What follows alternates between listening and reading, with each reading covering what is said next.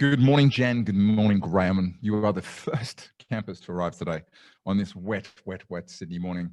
We're operating off 4G here because our internet has gone hinky. So I'm assuming there are probably some other people around the place who've got some internet issues or getting in issues. So we need to give people a little bit of time because, yeah, this is going to be a great webinar. It could go in so many directions. So I hope you're all well. And let's just hang on and wait for a few more people to arrive. Thank you, by the way, for being here on time. Much appreciated.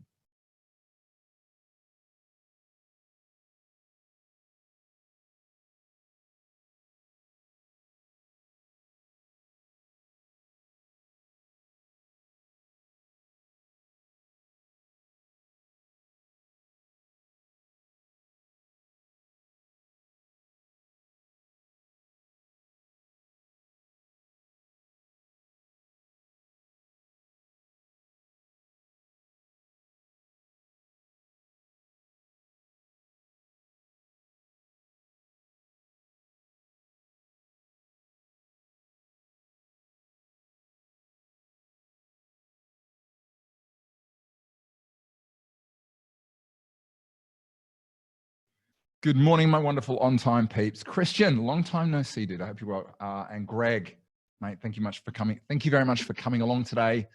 I hope it's not as rainy where you are as it is here. Alternatively, maybe it's a good thing. But anyway, we've got a really hot webinar today to sort of offset the rain.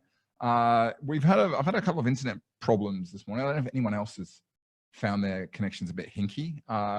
So we've got about 20, maybe 27, 30 registered for today. So we might give people a little bit of time because I know getting in from work to work this morning might have been a bit challenging. Maybe the internet might have been a bit hinky like it was for us. But in the meantime, I'd love to know.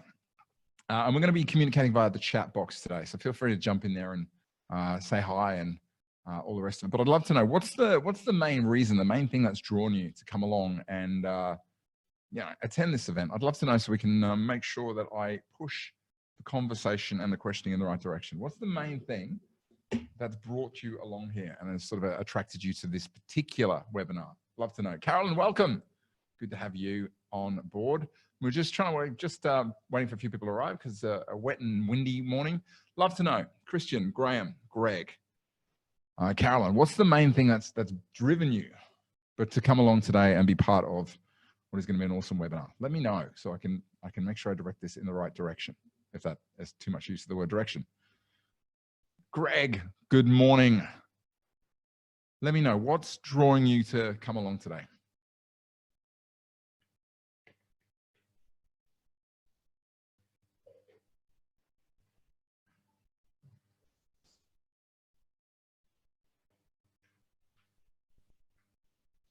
Okay, let's do a bit of a check. Perfect, Christian. I met Andrew yonks ago. And I always heard great things about the business. Always keen to hear from winners. Me too. Except unless there's Charlie Sheen. That's the only exception. Actually, let me get my camera on so we can start this because we are, strictly speaking, in time where we start. But welcome, everybody. Jeffrey's coming in, dude. So good to have you here. We've got a couple of Gregs. I always like multiple Gregs on a call. Graham, welcome. Open for all ideas, says Greg. Me too, especially good ones. They're the ones I'm really open for. Cool. Do you know what? You're here. I'm sure there's some people sort of who are backing up a bit, but seeing as you're here, I kind of believe that if you're here and I'm here, we should kick it off. So I'm sure people will join us, but again, this is an interactive webinar. So I would love you to jump in with questions, thoughts, feelings, all the rest of it. David, welcome. We've literally just kicking off, so you've missed it. I hope everybody, just out of interest, do me a favor so I can get a picture of where everyone is. I would love to know, where are you right now? And is it bucketing down? Is it sunshine? Pop it in the chat box and let me know. Greg says, no one in particular thing. He's open to ideas and thoughts of people who have an informed opinion.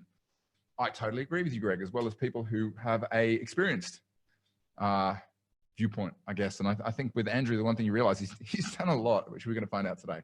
But I'd love to know, where are you? What are you doing? What's the weather like? Just so I can get a picture. I'm kind of a visual person, so I'd like to know where everybody is. If you're in your pajamas, that's cool. Nina, welcome. I know you're in your pajamas, definitely. If you're at work, if you're sitting there munching through a bottle of Sultana brand, bottle of whatever, a bowl of Sultana brand, that's cool. Okay, Nina is Sydney office. She wishes, Caloundra bucketing down all night, but sunny through the grey right now. Lucky you. We are about halfway through what I understand is a 400 millimeter. I don't know what millimeters means. They always put it out there. David's in Noosa. Lots of rain and 2 young children. Mate, I had one of the holidays from hell where we went up to the Gold Coast for 2 weeks, had this beautiful place by the beach, and it just rained the whole time. 2 young kids, one of them was a young baby. That was awesome. Nobby's having coffee and biscuits. That is a very, very appealing thing. New licensee today, Jeff. Woohoo! Dude, big snaps for Jeff. That has been that's been a journey. You must be happy. I hope you're celebrating. I hope you're giving yourself, I don't know, day off or buying a new whistle. That'd be awesome too. Anyway, I'm being cheeky. Overcast, but 22 and warming. I always feel like you guys in the West get the better deal. Anyway, you're here. I'm here. We've got people coming in. Nobby's joined us. Will, dude, welcome. Looking forward to seeing you next week. New episode of Star Trek Picard is live. That's a good news thing. We got people. Let's get it on. David, welcome. You too. Okay. I sat down at the beginning of the year and I put together a list of people I would love to speak with. And I've been very lucky, to be honest. Most of the people have been kind enough to say to me, yes, we're going to do a webinar with Dean Holmes, who spoke very highly of the gentleman we're going to talk today. Fox and Hare we've got lined up. We're going to have a webinar with a number of people on the program. Carol, I'm really looking forward to doing the one with you. And we're even doing a panel on licenses, which I know Jeff is going to be here. But this is one that I was very keen, because I think this is one where I'm going to take a back seat and the conversation's going to take a front seat. I met Andrew for the first, I can't believe it's the first time. I met him for the first time, I believe, when I headed over to the Philippines, Cebu, to present at Dave Carney's and the other days session, what was it called, conference, the Virtual Business Partners Conference. And you know what? When I met Andrew, he's the kind of person who makes an impression on you. He's a tall dude, but he's got that kind of swagger about him. But the more and more I talked to him, the more I realized how much this dude has done, not only in his life, but in his career. You know, we can talk announcer, we can talk XY advisor, we can talk software. I mean, I genuinely think I could probably know this dude for about 5 years, and there would be new stuff coming out here, there, and everywhere. But the main reason I wanted to talk to him today, well, there's 2 main reasons.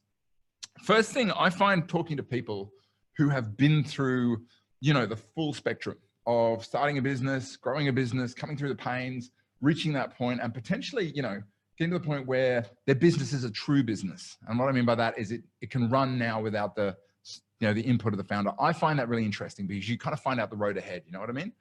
But the second thing which struck me about Andrew is he's got this way of looking at things. And I called it big rocks because I get a feeling this is a man who, and from talking to who knows what's important in life and knows what isn't. And I think I've met a lot of people who've succeeded, but they get there and they don't necessarily know, you know, why, or they get there and they're not quite, do you know what I mean when I talk about this? Hopefully I'm not warbling and making sense, not making sense. So look, I wanted to have a conversation today to talk about his journey and also to really understand a bit more about that. So does that sound good to you? Hopefully. Carolyn says there's so much tough stuff in the industry right now. Yeah, there is a lot of tough stuff. And I think if we're going to reignite passion, I reckon Andrew's the person to do it. So let me stop my chatter and let's just jump in and grab Andrew, mate. I'm going to try and turn your video on. Us to start video. Here we go. Mate, are you there? Yeah. Yes, I am. Wonderful. I just can't see you. You can't see me? I'm going to, here we go. There we go. Here we go. Turn on video. Just press the little video thing and I'm on. Drum roll, ladies and gentlemen. You in? Got it? Whoops. Hi, everyone. There we go. I'm going to turn that off for a second. Good morning, sir. Did you get your coffee and your water? Yeah, no, tick. And I got the intro there, and you went close to a Charlie Sheen reference. I think it's try winning. Is that right? I'm not sure. Oh, I just don't know what Charlie Sheen. I just think it was winning and Tiger Blood was the thing I remember. But feels like an innocent pre-Royal Commission time, all of that, doesn't it? Yeah, it does seem like a long time ago when Charlie Sheen was kind of relevant and still. Yeah. It's funny. I was talking to a client the other day and they reminded me that something I thought was recent was 2018. And it's that moment you go, okay, what's going on here? No, absolutely. Well, thanks for having me on, Stuart. And yeah, it was great meeting you. And most people understand I've got a real passion about helping people. If you ever met me, I've noticed that. Part of that philosophy is sort of just, if you continually help people, then some of it comes back. And if you do it for long enough, and I started quite a few years ago. What comes back is quite often a lot larger than what you give out. So it's awesome. It's a really good time to be a happy person, to be honest. And mate, it was interesting. I remember a while ago I read an article written by Justine. Can you see me all right? Yeah, mate, beautifully. Cool. By Justine Musk, who was married to Elon twice, I believe, and she put forward the same idea that if you want to be successful in life, whether your thing's money or relationships or friendships, the trick is just to give more than you get. And if you give more, then by definition you'll get it back. And I think I've seen that a lot in the way that you've gone about things. Would you say that's, yeah, absolutely. And another part of, most people on this today are in the financial services industry, and it's been really tough. And I'll actually give you a little snippet or anecdote. I was on the XY platform this morning, and someone from New Zealand has come on there. It was the cutest little thing saying, "Hey, we're going through this. We're about to go through this change where you've got to get educated and change your business model. How much does it affect you?" And I just went, "Oh wow, oh wow." It's interesting, how naive we potentially were sort of 7 or 8 or even 10 years ago. Yeah. And how much better we've become, both being accountable to ourselves and to others. But it was bloody hard, and for many people, it still is hard, the process, which is why, what you do, which is sort of part therapy and part structure, is a wonderful thing. It's funny, I was talking to Dean Holmes, and your name came up the other day, and he said the same thing. He mentioned the fact that, you really get a buzz out of helping people, as well as, that sort of whole kind of attitude towards health and well-being, which I know is your thing, and we'll talk about that. But just out of interest, Andrew, you must speak to it, particularly with your role as XY. I noticed at the end of last year that there was a lot of fatigue. About October, I actually thought most people were kind of out of fuel. What have you noticed at the beginning of this year? Are you seeing things that are a little bit different? Are you seeing the same fatigue carrying over?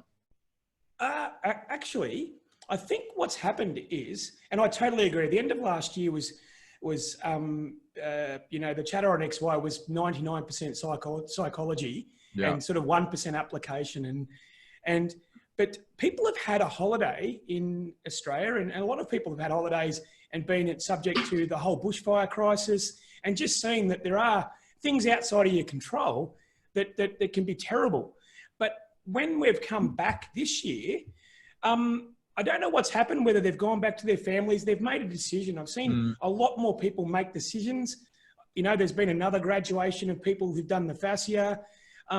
We're seeing a lot of green shoots of people asking proactive questions.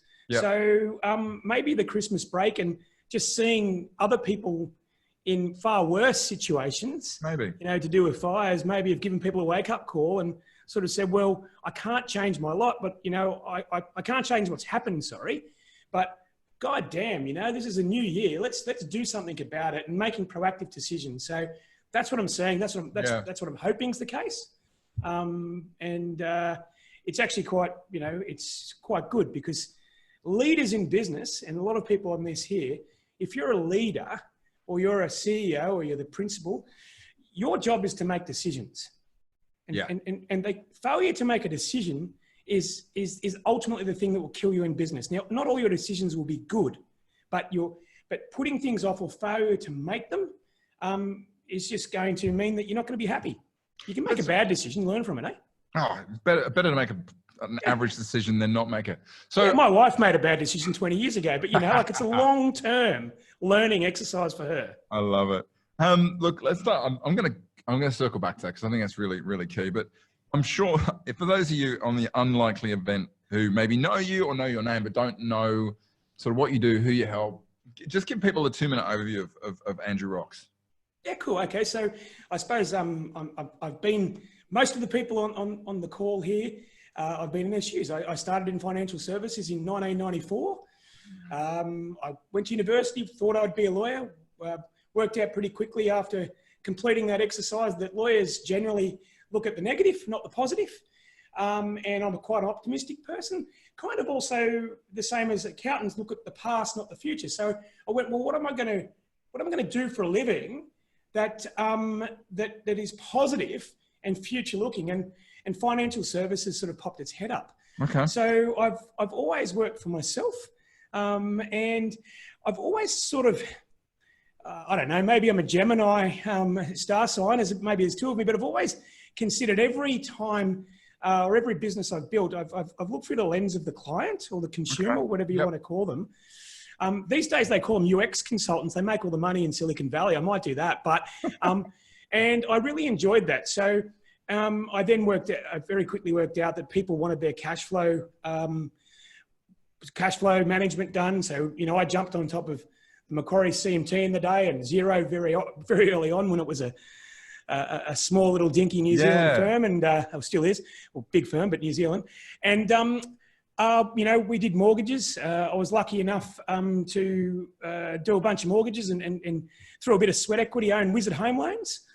Now, Wizard Home Loans back in the day sold home loans, but there's nothing flashy about that. But what they did was they picked a market and they marketed that very well. So I learned a lot of marketing and just on that. Sorry to interrupt you.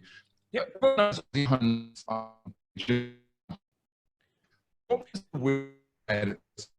Never been able to quite nut it out. So Stu, I missed that. You broke up at the last bit, but what was the bit before nut it out? So what was the proposition that Wizard had that enabled them to succeed? Because I think I'm very clear on the Aussie one, but the Wizard one I've never quite got my head around.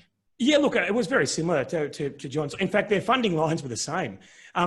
So it was back then keeping the banks honest, so to speak. Yeah, of course. And kind of shifting the empowerment back to the consumer via the Wizard. You know, that was part of it, and it was really an empowerment play. You know, I'm pretty confident people bought Wizard loans that were the same price as their CBA loans, but just purely an exercise to say to CBA, you know what, you can't take from me for granted. So, and that might have been you know, ultimately, probably in financial services, that was the beginning of the rise of the consumer.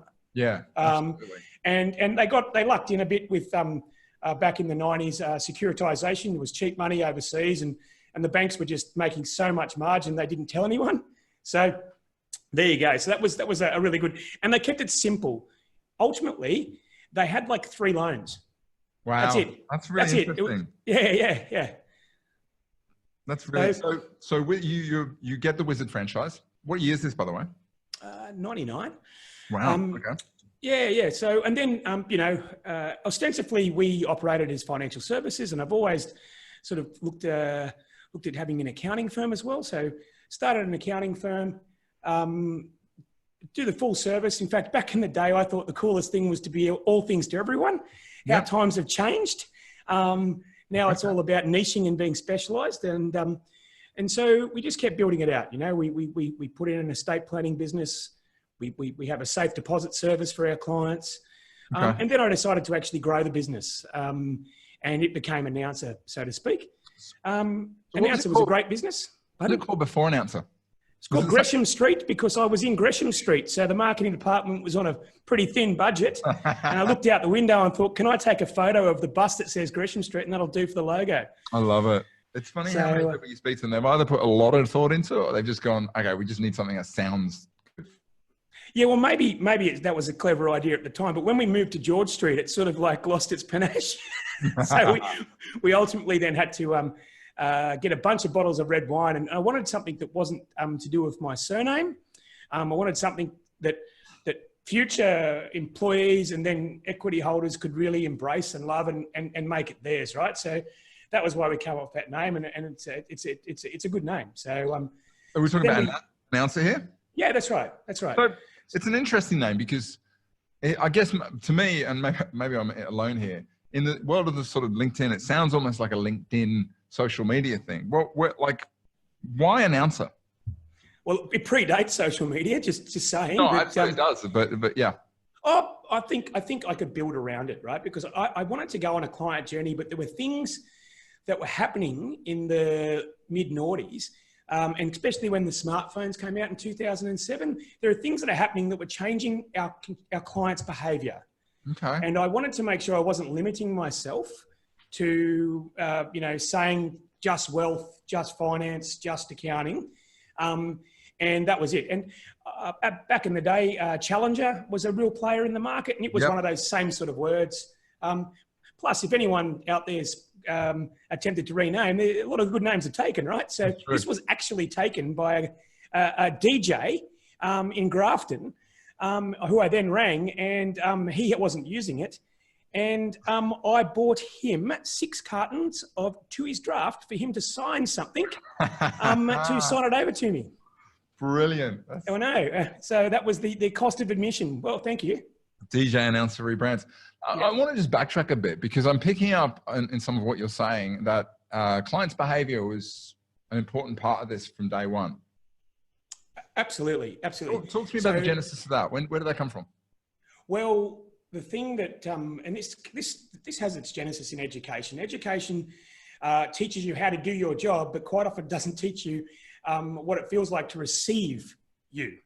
Okay, so I know that people are all different, and if you wanted to really make it basic, some people are left brain, some people are right brain, some people love a spreadsheet, some people love a PowerPoint, and some people just love to be talked to on the phone. And what was happening is typically we were taking on couples. Our target market was time poor executives between $100,000 and $500,000 wealth, back then, excluding their own home, and with either having kids or thereabouts. So I've married a lady who's not the same as me, and I would say that most people on here are married to the opposite. If you marry yourself, then I think that says a little bit too much about yourself. So what was happening was we, historically as an industry, we're just delivering the same communication style in a meeting with 2 clients who are polar opposite. Okay. So by working that out, the best thing to do is to acknowledge that's the case and to bring it up with the clients at the beginning of the engagement. And so it started with just asking them, how do you like to be communicated with and whatnot? And then we became more scientific by doing things like Herman Brain Dominance Index, or HBDI, which a lot of people might know, which initially was a great exercise, but as time went on, and just for the context is I ran this business myself until 2 years ago, and then sold it, and now I own but not run it. But what then happened was it then took so long for someone to see a client to do an SOA that we would do this in the middle, and it would make it feel like that the client was getting the service. So they would have this meeting 2 or 3 weeks afterwards, and we would then say, well, your hierarchy of how to be communicated with might be call you, never call you, just send you an email, send you a video file, but your husband or your wife or partner or whomever likes a different version. And there's a really old adage, which everyone's heard, which is people don't care how much you know until they know how much you care. And I have a feeling that actually asking people how they'd like to be communicated with should actually be the #1 tenet of every professional service. So Glenn, can I dive into it? Because I'm going to ask you some of the how. Let's say you got this information. How did you then turn it into an effective service model? Because if I've asked you, how do you like to be communicated with? And then suddenly I've got a team behind me, I've got to make sure that everybody's doing it the right way. How did you systematize that? Well, you've got to look in the mirror, right? So that you can't do an exercise on the clients and not have done it on yourself and your team. So you share with your clients and your team, you share with them how they communicate. So you might say, well, I love to talk, and feel free to call me anytime. But John or Mary, they're really keen on sending emails. So what we're doing is we're just sharing. We just put all the cards on the table, and clients know. And there are advisors out there who I'm sure are listening to this, going, the client, you say you're going to do something from the client, but they know that your assistant or someone in your team is going to do it, and they're very comfortable with that, right? But they like your charisma and your lateral thinking, but they know that works. So, and then we always did sort of customer feedback, NPSs, which are buzzwords, and it's what's wonderful about them is that you're going to get comments if you do a really good job or a really bad job on that metric. Yeah. Right? And regardless of whether you're doing a good or bad job, the word communication will feature in both. If you're a detractor, you will say something communication. If you're a promoter, you'll say something communication. So if the one thing is going to change your client, who incidentally is your employer, perception, and you spend no time on getting really, really ridiculously good at it, well, that's on you, right? So, and I think what's happening is people, there's a, you know, right now with best interest duty, there really is, everyone is agnostic. We're all product agnostic, as we probably always should have been. But now what's going to differentiate yourself is the communication factor. So, and I'm not sure licensees are cognitive of this. They're spending a lot of time. And look, my full disclosure is I do own, as an investment, a licensee. So they're so snowed under on very much mechanical box ticking that's coming from legislative things that they've lost the art of communication, which I suppose is a great segue into, you know, a couple of the other things that I'm doing and why I've gone into two polar opposite sort of directions. One's helping people with their back office, okay, via virtual business partners, which is where we met, which is buying the person enough time. And the other one is giving them friends and other ideas from XY. So, you know, if we can create that environment, and then the middlemen and middle women, they get a bit of structure and they should be away. I'm very keen to get into what you're doing now, and in particular, how you made that transition. I'd love to talk about one more thing, if you're okay with it, because Michael Kitts has published a blog a while ago where he talks about the dangerous middle. Did you read that? But is that, I do listen to his stuff. It's pretty good. But is that the 2 million to 10 million turnover? Is that what you're talking about? He talks about the fact that if you got an advice business, you got two options. You keep it small and tight and profitable, or if you want to go big, you go for it. You go for scale.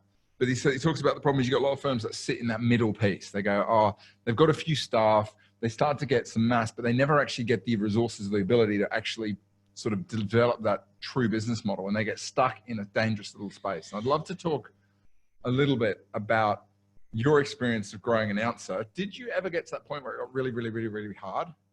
Oh, yes. Okay. Can we talk about how you knew you were in that middle piece, and more importantly, what you did to, because then my sense is that an announcer came through that. Yeah. Yep. Okay. What did you do to get out? But remember that, Stuart, I'm not announcer. Announcer's the whole team, right? So there may be people on these calls who are part of announcer. So that's part of the art. But how did you, and it took a long time and lots of mistakes. So I suppose if I can fast track a few of them for you people, that will help, right? That would be awesome. But that'd be useful to talk about this. Okay. And look, this is not scripted or self-serving, but if you're a very good advisor and you have aspirations to build a sort of more of a corporate exercise, you need to get help, coaching or some sort. I mean, that's what I did do back then, and just challenging yourself and holding you accountable, because you can go down many rabbit holes trying to get big.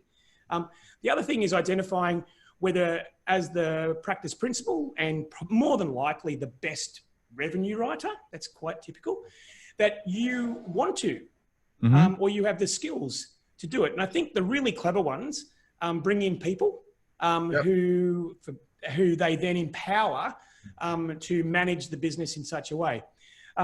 You need to get a plan.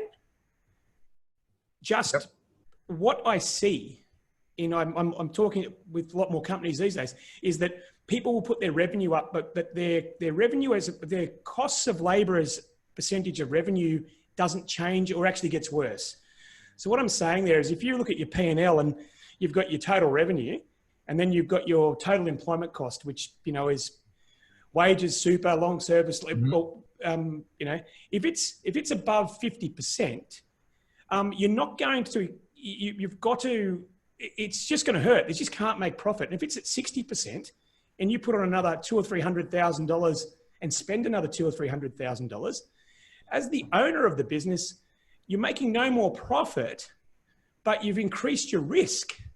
So it's a bit sobering. Now, so what that means is that potentially you need to go back and you've got to make sure you bring people along with you, and that their employment agreements or their targets are measured okay, are realistic, you celebrate the wins, and you hold people to account. It's a people management thing. So the other thing is, I think historically in our industry, there was a few false economies. And, you know, to do with things like multiples and buyer of last resorts and whatnot. I'm not going to go into that today, but that distorted the people trying to get through that wasteland. They thought they could borrow their way to it, which is like, if you just said that to someone else outside of our industry, they'd just be gobsmacked. Okay. That would be your strategy. So get some other people on the bus. You know, you've got to get people on the bus first who you think are going to be team players and complementary, and then you're probably better off figuring out where you're going to go. A great coach that I know, Tristan Bond, is a good friend of mine. He works in the chiropractic space. He once said, the secret to, again, he's talking chiropractor, the secret to a business is understand that the first $1 million for a chiropractor is a marketing problem. The next million, the next million, beyond that, it's a leadership problem. Absolutely. And I'll loop back. Leaders have got to lead. If you're employing a middle management or other partners, you have to make decisions, you know, and if you don't have regular meetings, critical numbers, and you don't tether yourself to a business rhythm, regardless of which flavor that rhythm is, failure to do so will mean that you will fail. That's it. And plus also culture and empowerment of your team is the only thing that will enable you to be a business owner, not a business operator. So I want to dive into a few of these. Let's start with the one that's the obvious one to talk about. Managing people is hard. Finding good people is damn hard, right? Motivating people, knowing who the people, and I guess that would be a big part of the reason why you've recognized that being involved in virtual business partners is such an essential part of moving forward. What's give us a high level strategy that if your decision is to power through the dangerous middle, what kind of sort of attributes, what should you be looking for in the people you bring on board that are going to help you, and what should you be red flagging around the people who are just going to just knock the people to get you there? Okay, great question. So the attributes of people you're going to bring on board, I'm going to loop it back one step. Okay. You're willing to hold yourself accountable. Okay. Talk about that. So there's no point setting up a bunch of KPIs and a bunch of strongly worded, things and having up whiteboards like I've got behind me if the leader's conspicuously absent from that.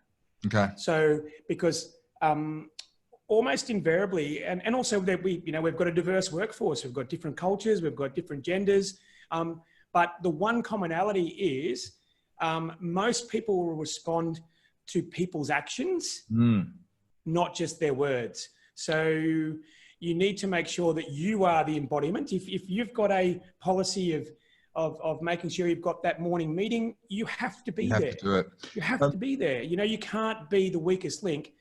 So that's the first thing. So then bringing people on board is so much easier. And don't do things that don't fit into your natural habits. So work out what a good rhythm for you is on a day. Give yourself plenty of time to recharge. I think one of the best things that I ever did was run into a chap called Adam Fraser many years ago, and some of you know him, and he's big on the flow, the third space, type 2 diabetes, that sort of stuff.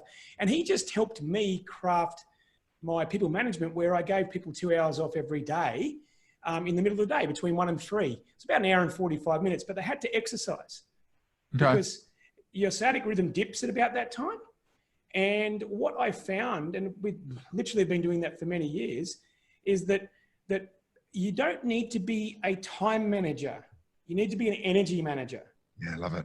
If you're just going through and clock watching or whatnot, then you're going to have presenteeism, which is worse than absenteeism, right? Because absenteeism, at least you're on your balance sheet, you're taking money off. But presenteeism is a negative, contagious thing. I love it. you're not going to have one person wanting to work their backsides off in an office if they're looking over at someone who's just going through the motions. Now, allowing them that time during the day generates their blood sugar level, and they can't help but being positive. Second to that, and in financial services, with a lot of working families, we did have quite a few meetings that happened at 5 or 5:30. People are drawn to energy. Yeah. So even like, 'cause even when if you see them at 5 o'clock and you've had a workout and your body's working, your oxygen's going through, they can see you more energetic and they're naturally drawn to you. So it's almost an unfair advantage what we used to do. So I've told people about it many times. It's up to them, right? I want to really hit that.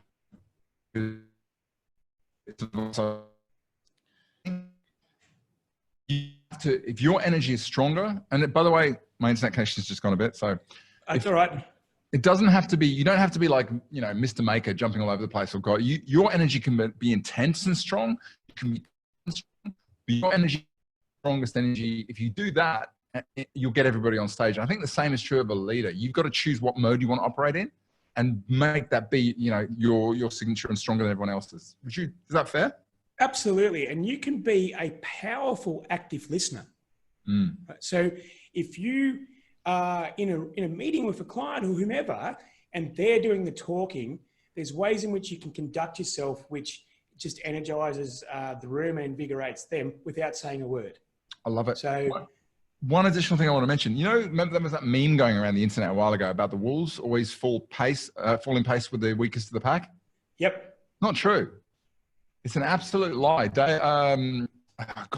It was a gentleman his name's gone from my head. We did a performance thing and he was one of the performance coaches at Manly at Roosters. And he said the most dangerous thing you can do in a high performance environment is allow everybody's pace to fall back to the underperforming pace. Wolves keep pace with the leader, and if they don't, they get lost. And I think the really important thing that you've made there is if you're the leader of the pack and you are not going to be at the front, if you're not going to be doing the things, if you're not going to be, then the rest of your team are going to go, well, that doesn't matter. That's not the way it's done. It's just hearsay. And I think that was one of the first points you made, but I think it's one of the most important things. Oh, absolutely. Look, I grew up in an Irish Catholic family, so the concept of hypocrisy was pretty well entrenched in my upbringing. So the one thing I never wanted to be was someone who didn't do what they said they were going to do.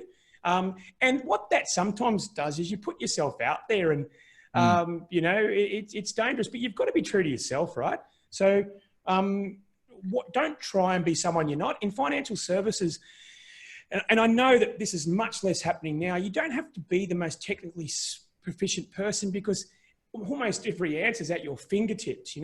People, context and content are two separate things. So it used to be that content was the king. If you knew information, and someone didn't know information, there was commerce. Now everyone has information and it's all about context. And for all those people with children, and I've got 3 kids, what they've got learning more and more at school is how to interpret the information that's universal. So, and I think that's the real green shoots in our industry. There are many advisors who have for many years been very good at understanding and connecting and living their clients' relationships. That's not going away. Yeah. And what we now just have to do is charge for it. So all we're doing is there's no difference. We're just not charging for the knowledge piece and just charging for the context piece. And people will pay. They always have. There's a famous story about Henry Ford.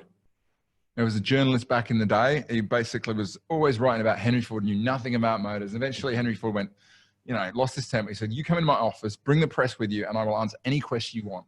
And the journalist was like, here we go. So he wanders in. He goes, okay, ask him the most engineering question. Henry Ford goes, just a minute, picks up the phone, phones his chief engineer, goes, the answer is bang. And the journalist goes, that's not being an expert. He said, no, that's giving you the right answer and being successful. And I even back then, it's exactly what you talked to.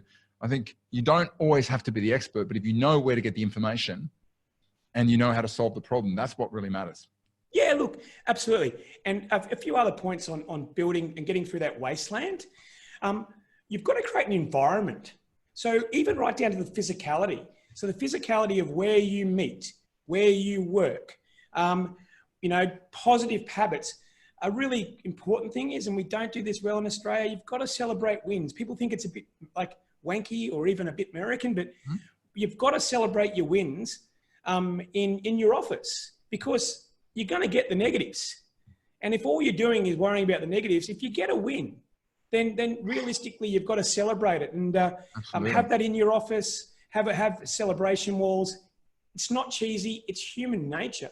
So you need to create that positive environment. Right here, I'm looking at photos of our team in front of me having good times, so that if I have a bad moment, I look up and I go, well, and that's the role of the business owner. And by the way, you don't have to build a big business. There's nothing wrong with being a fantastic specialist who owns that first couple of $1 million of revenue. But just don't play both sides. Or you will, but you just won't make any money. So I think Stuart has just frozen for a second, so I'll keep on talking until he comes back. Another couple of, I suppose, tips is you've got to really build a robust sort of team culture. And that can't always be based around, going to lunch or alcohol or, combinations of that. We've been pretty successful in a real kind of fitness or sporting culture, whether that's teams or doing activities like that. It tends to be... You back, Stuart? I am back, mate. Sorry. Anyway, keep going. You did a great job. Keep going. Yeah, no worries. So it just tends to be, you want to catch everyone, and not everyone's going to be interested in what you do. I often, I see some principals that are just into rugby or golf or motorsports or something like else, which is wonderful. Share your passion, but also acknowledge the fact that, the lady who's worked for you for 15 years may not share your passion. So obviously ask these people and then empower them. Give them a budget. Don't double check it, and get them to go and work out what's the next quarterly celebration event. And you come along as their guest. It's not hard. This is not rocket science. So I want to check in with everybody there, because do me a favor, this has been phenomenal. Type in the chat box. I want to know which app we've spoken about today. I'm going to leave the notes on screen. What do you think is the most useful piece of insight or information that you've got, which you're just sitting there and thinking, that could help me to solve a problem I've got in my business? And I'd love to know. So jump over to the chat box and let me know what's hitting home for you, because I don't know about you, Andrew, but I have a higher than average need for feedback. So there you go. Well, my first bit of feedback is the thing that you've drawn next to an answer is a dugong. Yeah, well, it's meant to be like a loud... Or a mantini. What are they? You know what? It is a dugong. I might get rid of it. It's not my best works. There you go. It's fine. Let me know. Come on, head over to the chat box and let me know what's the most useful. Love it. David Harper says, managing energy, not time. Yeah, that is an absolute piece of gold. Greg says he liked the reminder on energy management and its importance. Yeah. I'll give you my thing is I realized at the end of last year that I was not spending enough time out of the office. So I got an app called Gyroscope, and sure enough, it told me that I'm in a better mood when I sleep well and I exercise every day. Who would have thought? Yeah, well, I also know who I am. I love working from 5 o'clock in the morning to about 10 o'clock in the morning. Okay. That's peak Andrew, yep. Right? So, and my wife, even this morning, because it was raining here, it's quite gloomy in Sydney, and I popped up and she goes, "Do you just have a switch, mate?" Like, and I'm like, "Yep, bang, gone." And, doing other things. But another thing is I saw a few things about energy management. Yep. Anyone who's in the industry, life insurers are tripping over themselves. A couple of years ago, AIA approached us, Vitality, to benchmark us against other people, which thankfully we won, which I got a little trophy here, which is like the healthiest employer in Australia. We've won that a couple of times. I saw that in your profile. Yeah. So it was really good. But why they're great is that rather than paying a health consultant to come in, just go in the competition. Regardless of whether you win it or not, they've got almost like unbelievable global resources. They will ask your team, they will give you feedback, put yourself out there. It's not about winning these things. It's about going in and getting the learnings from industry specialists rather than having to pay for someone to come in, you know, get them to come in and fill the gaps. Yeah. By the way, if anyone's interested in a health and wellbeing thing, I've literally just started myself, Michael Laws of Affinia, Rachel, and a bunch of other friends. We just started the original boot camp, 8 weeks to wow. Phenomenal program. If you're keen to do it with me, I'd be up for it. Anyway, I want to pop that in there. Carolyn says people are drawn to energy. That's a really important one. Greg says he loves the team celebrations and the concepts of empowering staff. David Carney is first million in marketing and leadership. And Carolyn's follow your natural rhythm and set up your day to suit. Absolutely. Being able to get more info on how to do this would be great. That's an interesting one. Yeah, well, get some structure. I mean, Stuart, I know that's you're one of the industry specialists in doing that. I'm a big fan of structured spontaneity. So what that means is quite often when most people communicate with me, they think here's someone who's just having a great time, etc. But getting back to from 5 till 10 in the morning, I do all of my hardcore administration, all of my comms. So if you talk to me after lunch, people get the feeling that I'm very present. I'm very much there for them. I'm not worried about what I haven't done. But I've always done that. Now you might be a night person or whatnot. The other thing to do is don't be in this industry and be in your work, but make sure that you keep your other personal relationships. You know, communicate with your family. They're going to give you advice that probably the best ones are giving you advice. If you've got siblings, they're friggin' brutal. They're going to tell you whether you suck or whether you're good, right? So your staff are never going to do that. Secondly, get into an organization or a team or a community has nothing to do with financial planning. Sometimes it's just great to go and kick a footy or go and do an art class and have a conversation where you're not constantly reminded about financial services. So I can't endorse that enough. Apart from being a great outlet, it's almost like a third space because most people have their work and their family, which are wonderful, but a filter in the middle is also very, very good. Can I add 3 things personally? I think one of the things I do to get is do the thing you know is important, but you've been putting off first thing in the morning. Get that done. Because then the second thing is play with the timings. I took up CrossFit just for Christmas. That's why I talk about it all the time. But I've tried doing it at 8 o'clock. I've tried doing it at 5 o'clock. What works for me is 11 o'clock. 11 is that break in the day when I'm not deep in it. And I think the third piece that I really want to put out there is join a community where you can progress. If you're joining a gym and everybody else, you're the fittest in the gym, you're at the wrong gym. It's got to be something where you can look up. Sorry, Stuart. I've never had that problem. Keep going. Yeah. But I mean, like, there's no point. I gave up rugby at 25 and I joined football, and I'm not built for soccer, but I love it. And I recognize that wasn't going to be the best, but yeah, anyway. And expanding on the client experience.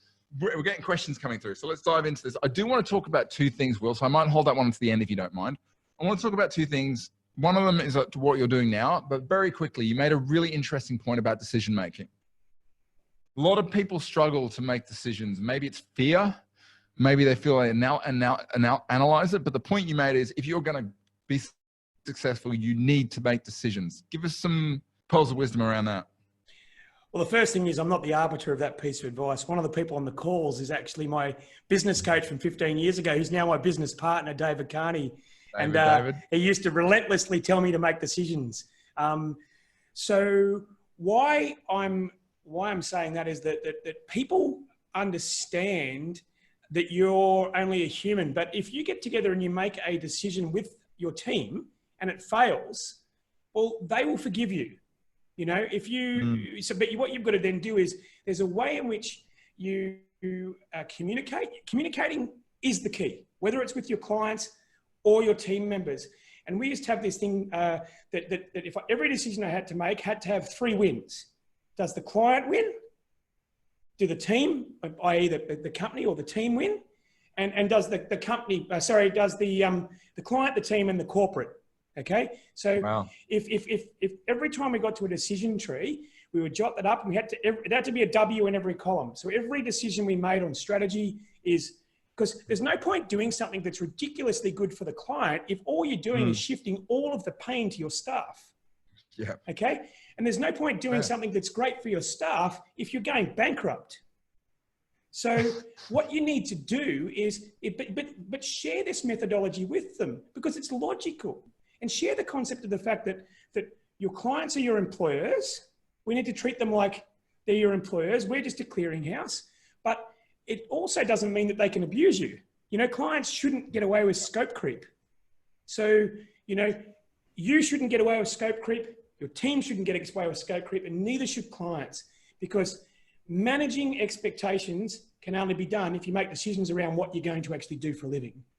So, yep. And that's kind of the basis of it is your engagement document. I mean, back in 1997, 98, I started doing a monthly fee for service of the client, minimum term, and told them what we're going to do, the hours involved, and who was responsible. And we just kept that methodology. Worked really well, because they can't believe that there's another option. In fact, the clients couldn't believe there was an option that we do a bunch of work and then maybe make commission. Like, that's just, like, just think of it from there. Like, none of them would go, who would do that for a living? That's ridiculous. But that's what the model was. Love it. It's weird in this environment. Everyone's like, oh, can't talk about profit, can't talk about profit, like it's an evil thing.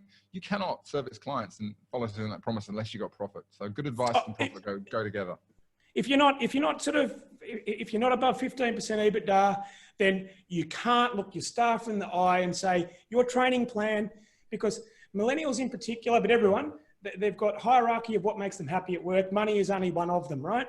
I live in Sydney. This is circular key. It's very, very difficult for them to think at 25 that they're going to own a house at 27. Okay. So what they prioritize is, what's my career advancement? And you might sit down and do a lovely sheet and here's what we can do in training, but you've got no money. You've got no money at the end of the year to go, I'm going to pay for this. You're always going to be putting it off. Oh, next year we make some money. And then they're just going to go, well, eventually you're going to lose good people. So try and make profit. Now, I didn't every year, right? That was going through the valley of death up to 10 million revenue, sort of 2 to 10. You don't every year, but, you know, probably get more accountable to yourself. Yeah. And try and do less things. Oh, I love that. And this is me telling you that now after learning from someone who tried to do bloody everything. Yeah. So that's wisdom. It's interesting. You should talk about accountability yourself, because I think accountability to other people is really important. I think accountability to a group is powerful, but like, if you're not accountable yourself, as soon as you're out of eyesight, then it doesn't follow through. And the second thing is, I think that do less things is so valuable. I think the bigger my experience in working with businesses is, the bigger a business gets, the less it can do at one time, ironically. Yeah, that's right. That's right. And I think it's actually there's positive things out there. It's so easy now to set up a business in financial services from the setup perspective. You know, we're all on Zoom now. This is such a wonderful exercise.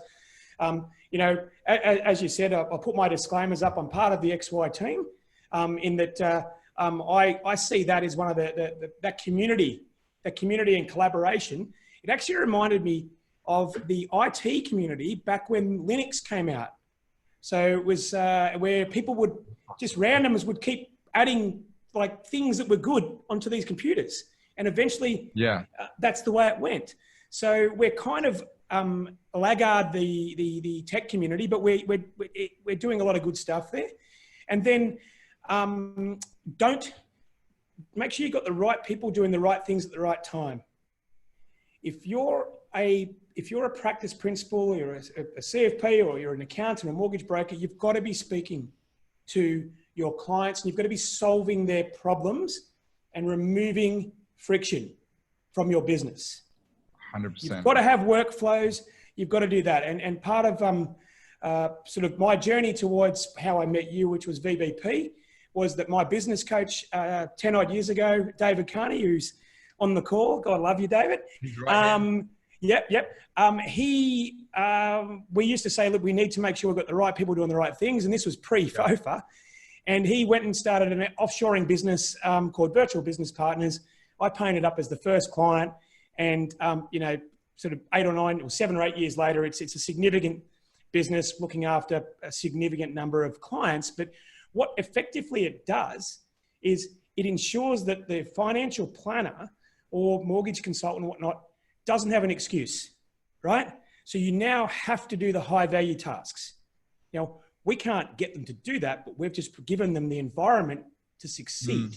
If you're running a business, you're making no profit, your total employment costs are 60, 70%, I don't care what Facebook comments you got or how you attract your clients, you're attracting clients into a broken system, right? So you need to get advice, either get advice from peers that you respect, get advice from professionals such as Stu's of the world, but get advice and listen to it.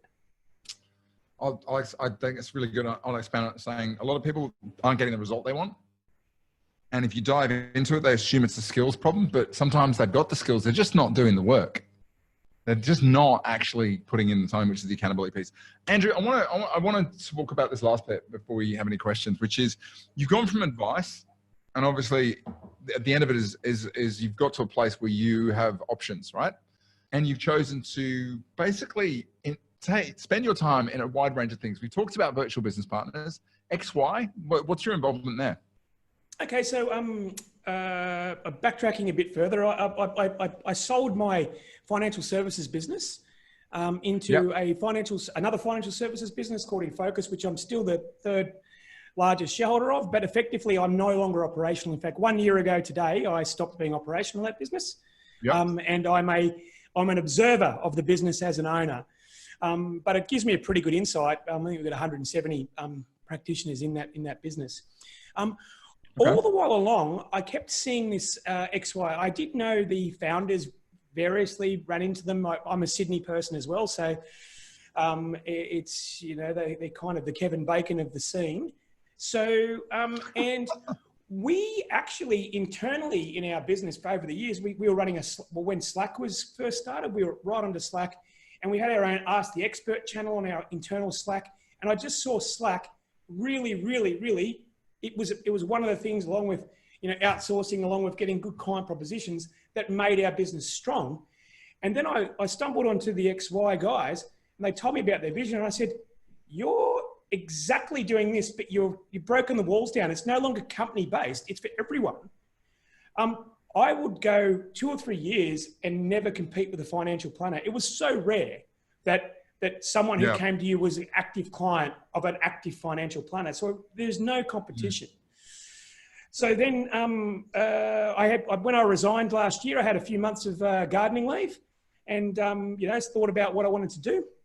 And I thought that the great idea that XY have was awesome, but I actually thought that they need to now fulfill their vision. And doing that meant that they've got to get an application. They need to create more groups. They've got to do a bunch of things, which they've done beautifully. So they also they're not leading the people. They're creating a really positive, safe environment for collaboration. And it's wonderful. I wish that I had started my journey, but then again, I did start before the internet, and having this tool where I could just go in there and chat to people, etc. So I'm the chairperson of that business as we speak. Love it. Any other fingers in pies, or is that the full gamut? Yeah. So with the virtual business partners, one of the aspects that the guys have done really well there is that they brought on they always had quite a few companies working with them for financial planning assistance. They brought on a fantastic paraplanning operation, and I believe they've got about 150 odd paraplanners, and about 550 in total. And you know, perfected the training, got it up, and have a dedicated model. Now that's wonderful. And I was talking with the owners of that business, the two Davids, Dave Deegan and David Carney, just about strategy. And then the Royal Commission. One of the unintended consequences is that with the remediation companies like Deloitte and KPMG have basically taken every paraplanner out of the domestic market. So if you're a young paraplanner who's listening to this and you're on $70,000, $80,000, you are one phone call away from a recruiter who's going to offer you $180,000 to go and check on the banks. So what that has meant was that I went from giving corporate advice on a board of advice style to Dave to saying, well, we've now got to manage the flow of new clients because it's pretty relentless, the volume, and make sure that, you know, quality's there, etc. I've got a few other passion plays. I do like things that help our industry. So everything's loosely done. Got a couple of guys in the NDIS space, ex-financial planner. So that's the National Insurance Disability space. We're building a portal called Provider Choice. It's a social play. It's ironically, it's a fantastic Provider Choice. It's a fantastic business, but it's helping people navigate, you know, it's helping vulnerable people and their parents navigate the NDIS and providers. You know, a few other smaller ones that mainly I've identified people that I like, people that will listen, and something that means something to me. So there's a couple of other kinds of businesses, but they all do link back in. I think over here there's like a Venn diagram. They all ultimately link back in together. So and it's good fun. I've never had a job, so I don't think I'm going to start sort of having that employee mentality. And I've wrote a note. When you're hiring to try and grow your business, are you hiring someone that you think's always going to have an employee mentality? Or are you hiring someone you think might want to run your business? Now, if you're scared of the latter, if you're scared that this person might usurp you because they're more talented, more powerful, you know, in the interview, well, that's the wrong mindset. It would be your goal to hire better, smarter people to create a framework and a positive environment and let them run your business. And I did that at an Announce. I had fantastic people, right? I was the worst financial planner in my company by 2 or 3 standard deviations. And that worked really well with me. Fair enough. Mate, I'm going to ask you a couple of questions. First one is, if people like, I mean, I'll say straight away, if you know nothing about outsourcing or you've considered it, but you're worried about security risk, which to be honest is, you need to go, there's a webinar I ran with David Carney on our YouTube site where we talk about the incredible security arrangements they've got, the scale of the company. I suggest that because I think, particularly in this next period where the work is getting harder, outsourcing is something that if you haven't looked at it, you really need to. It's a non-negotiable. XY, if you're not familiar with it, where can people grab that app? It's just on the App Store. So you know, it's on the App Store. And what's wonderful about it is that you can go in there and you can pick your topics. So if you are very interested in self-managed super fund but have no interest in life insurance, just join the self-managed super fund feed. Was part of the reason we did that exercise. And the numbers are staggering. We've got 42% of people who are members visit every day, and they spend 7.5 minutes talking, collaborating, reading, and generally adding every single day. So it's 2 or 3 hours a month of positivity, and every other media outlet they go to is probably not going to be positive. If I see another ping that advisor banned, I'm going to, you know, it's just, I'm over it. I'm advisor banned notification fatigued. Well, I remember Jeff Whidden, who's on this call, he once said to me at an accelerator, he just came up and said, I'm sick of hearing these news reports about financial advisors, and you open the damn thing and you realize it's not an advisor, it's an unlicensed investment guy or an accountant.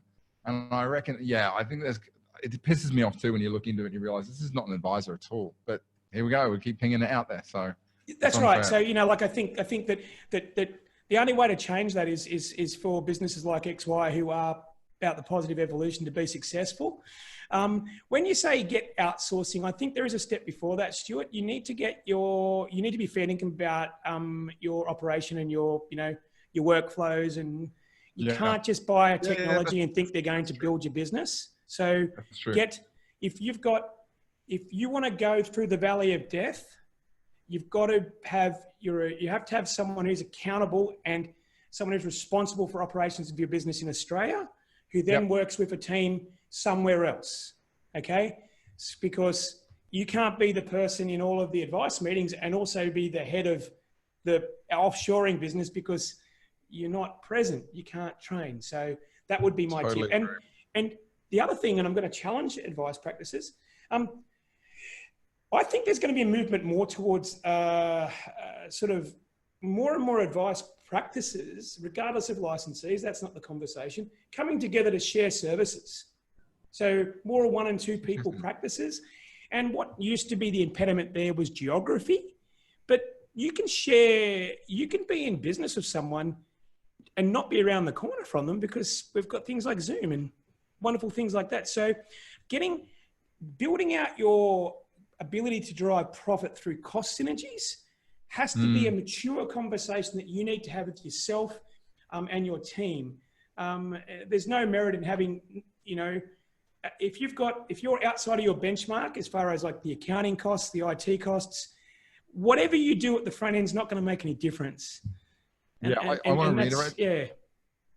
I want to reiterate that because particularly, you know, it's like people talk about rolling out X-Plan and they pay for it and the X-Plan consultant turns up and goes, great, show me your workflows, show me your data, show me, and the business goes, we don't have them. And suddenly they're in a situation where the clock's ticking on this consultant.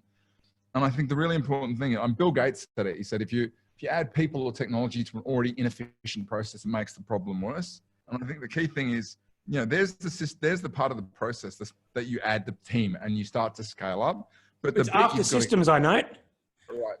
Yeah, it's got to be after, because if you add people and you haven't sorted how the business is supposed to run, they're not going to magically come in and solve that problem for you because you're meant to be leading it. They're coming in to help you run the business, not build the business from the scratch. Anyway, but notwithstanding that, Stuart, I mean, this is if people want to reach out to get an idea just to start with of where they start on workflows, well, then definitely do that. You know, they might reach out to you, me, whomever, and we can give them a bit of a template. Then they might come back in 6 months and go, we're ready. I don't mind, but as you say, there's no silver bullet out there. It's a bit like people who used to pay for people to do their social marketing and get no return, because ultimately it came down to the essence of how you communicated. And people bought people. So I feel that might be the case at the back end. So yeah, it's interesting times. But is there any other quick questions, guys? I've got the chat up. I know you've got to go. You've got to shut up. No. I'm just. Will wanted to know, we'd appreciate you expanding on the client experience suggestions, if you wouldn't mind. Yeah. Okay. So, Will, what I really love is there shouldn't be any accidents in your plan, right down to where the client sits, if they're left-handed or right-handed, you know, in your room, how they walk there, what the imagery they see in your reception. I can tell you for a fact, and a chap office I went into, he had like loved Liverpool, right? The footy team. He had a Liverpool jersey on at reception, but what he didn't articulate is he's the president of the local soccer club, puts in, you know, hundreds of hours a year for junior soccer. I said, mate, get that one off, take that one home, get one of the under sixes ones and put that up. And so it's all about the journey of the client. Also get the client, and this is a good one, get the client at some stage in your meeting, you ask them to stand up, you go and sit in their chair, and you get them to recommend the advice to you that you just gave to them, and why. Love it. Because people learn through listening, reading, but also teaching. So if you want them to become advocates, if you've told someone they should get income protection, you know, and you've given them the reasons why, you've trotted out the bullet points that we learn in our, you know, insurance company spiels, which are all relevant. It's not until you get them basically saying this is why you should do it, and then you play the funny client and you go, well, I don't think, what if I don't? Or I think I'm covered through work, and you get them to handle the objections. It's just, look, it's comedy gold. I've heard people doing year 3 review. They come in and we're going to do a review. We've done this twice already. Why don't we swap hands? Why don't you, here's the report. You tell me where you think you're at. Golden. And it's sort of, yeah, golden, because it's a team effort. And, you know, other quick tips, people don't do anymore. Don't sit on the other side of a desk. Always sit at right angles. Like, I mean, this shouldn't be, there's lots. I have a significant volume of these 1%ers. Okay. And just the way you conduct yourself as well. And so, but the biggest thing is you need to get them to feel like they're getting wins, because in essence, outside of physical real estate, almost everything we do is a concept or an intangible. So they don't get anything. So you need to go, well, this is what we're going to start with. and this is how long it's going to take, and this is when it's finished. And I'll tell you when we've finished that bit. And then we're going to start the next bit. And give them little celebrations as they go along, whether it be a video call or whatever you want, yeah? So just don't say, I'm the best forever. This is how much it's going to cost per year. Because, you know, it's just not going to work. You know, you're not the Messiah, you're just a naughty boy. Yep. He passed away, unfortunately, last week. Which I know. We lost it. As John Clue said, he said 2 down, 4 to go. He is charming. Spike Milligan. You ever read his headstone? It said, "I told you I was sick." Oh man, he was a card. He predates. He was before my time, but when you look back at him, like my father's generation just thought he was genius. Carolyn Binden, is outsourcing best? That's a great question. Is outsourcing best if you have a dedicated person or a team for each practice, or whether you use that pool model? Yet again, there's obviously a disclosure here that I've got an interest in one of these. But remembering that I was a client before I was part of the business, the dedicated model works best because people are people. Would you have someone come into your office every day and not talk to them and give them 10 tasks and walk away from them and have them do 4 of the 10 tasks and ask them to bring another person in and then do 2 and then bring another person in? So it's because you can't view them as offshore staff. They're just other team members. Have them in your meetings. Celebrate the wins. Put them on your Friday social club. You know, one of the cutest things that we've done is everyone learns about Aussie rules and rugby league and a bunch of things like that. Get them involved in the tipping competitions. They probably bloody win it. So dedicated's my answer. And if you want to go down the other path, then we probably will see you in 18 months anyway, right? So it's I mean, I'll answer it shortly. Go.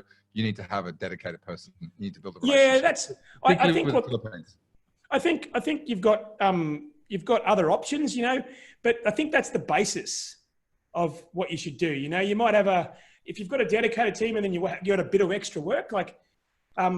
People now have changed licenses and they've got to do, 100 or 200 statements of no advice. That might be like an extra job. Yeah. So, but I think you just got to have that relationship, same as you would in your own office. No difference.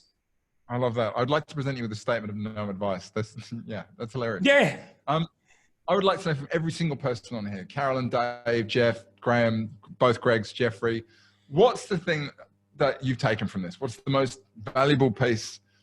So when we get the chat transcript and we put out for, I think Andrew is still there. You're breaking up a little bit, Stu.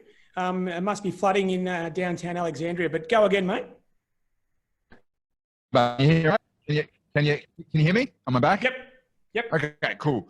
Mate, I want to know from everybody what you've taken from it. Please, everybody, this is really important. For me, mate, I think the one thing I'll take is every problem, if you start looking at it first and asking, is this a people problem? You'll probably find the root cause of the problem first of all. That's the thing I've taken from this. Because most things if you want to be successful, it's going to be about people. Greg says this new chat business concept. What's the name of this again? It's XY Advisor. And if you go to the App Store, if you type in xyadvisor.com, it should .com should come up. Alternatively, go to App Store or the Google Play Store. Just type in XY Advisor, it'll come up. Sharing wins with the team. Absolutely, Dave. Wow, David, you do this really well already. So Greg says it's about planning, getting professional and help and having the energy. Great energy is everything. Carolyn says the right people doing the right things at the right time and create the environment to succeed. Brilliant. We'll always need 3 wins. That's a piece of gold. Client win, a staff win, and a business win. And if you're ticking all those boxes, it's the right thing to do. Matthew, employee versus entrepreneur mindset. I want to add to that. I've always thought employees ask for value first before they deliver. Entrepreneurs deliver and then knowing that they'll get the value back. That for me has always been the mindset difference. Nina, energy, successful environment, and the 3 wins thing. Mate, that has been awesome. Any closing remarks? Greg's like the concept of structured spontaneity and doing the important things first to create space for other things later. Jeffrey, getting through the middle ground quickly. Yep, I totally agree with that. Matthew, have requested access to XY Advisor site. calibration is the key to success. Collaboration. Welcome, Nobby. Any final remarks, Andrew? Oh, look, I can't pass up the opportunity to, I suppose, endorse what people such as Stuart are doing. You know, it's if you've dedicated your life to helping an industry that's that need help, then you know, and I'm pretty sure it's not for immense financial reward whilst we're getting through it. But just remember that as Stuart helps you today build your business into something magnificent over the years, that you remember him in a couple of years that created that spark. And I've been very over the years, I've had many people loop back because helping people do that. So, and if you can do one thing after this session, and here's the real challenge, don't just jump on your email. Just write some notes. Write some notes, 10 minutes. I dare you. I dare you to not get distracted and open your phone up or open your email up and write some notes. That's all.